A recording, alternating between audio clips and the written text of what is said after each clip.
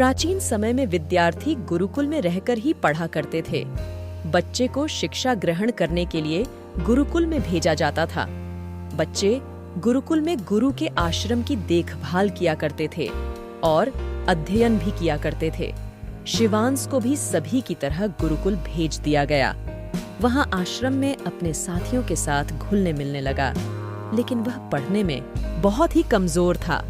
गुरुजी की कोई भी बात उसके बहुत कम समझ में आती थी। इस कारण सभी के बीच वह उपहास का कारण बनता है। उसके सारे साथी अगली कक्षा में चले गए, लेकिन वो आगे नहीं बढ़ पाया। गुरुजी जी ने भी आखिर हार मानकर उसे बोला, बेटा शिवांश, मैंने सारे प्रयास करके देख लिए हैं। अब यही उचित होगा कि तुम यहाँ अपना समय बर्बाद मत करो। अपने घर चले जाओ और घर वालों की काम में मदद करो। शिवांश ने भी सोचा कि शायद विद्या मेरी किस्मत में नहीं है और भारी मन से गुरुकुल से घर के लिए निकल गया। दोपहर का समय था। रास्ते में उसे प्यास लगने लगी। इधर उधर देखने पर उसने पाया कि थोड़ी दूर पर ही कुछ महिलाएं कुएं से पानी भर रही थीं। वह कुएं के पास गया। वहां पत्थरों पर रस्सी के आने जाने से ठोस पत्थर पर भी ऐसे निशान बन गए हैं। शिवांश सोच में पड़ गया।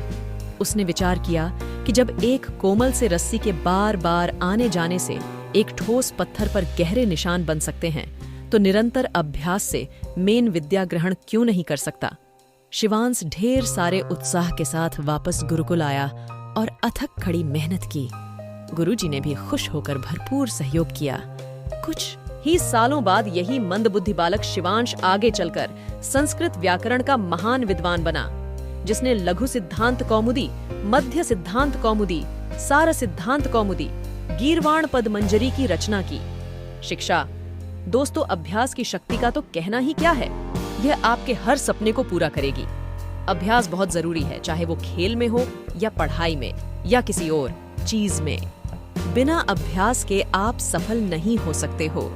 अगर आप बिना अभ्यास के केवल किस्मत के भरोसे बैठे रहोगे, तो आखिर में आपको पछतावे के सिवा और कुछ हाथ नहीं लगेगा।